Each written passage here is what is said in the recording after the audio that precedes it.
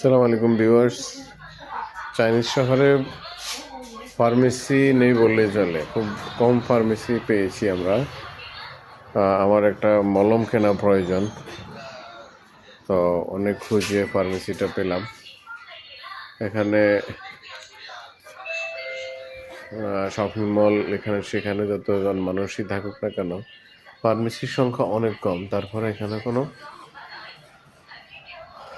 প্রেসক্রিপশনের ঝড় নাই, অনেক কাস্টমারের ভিড় নাই। হ্যাঁ, লিমিটেড কিছু ওষুধ আছে, মানুষজন আসতেছে, এসে নিয়ে যাচ্ছে যে যার মতো।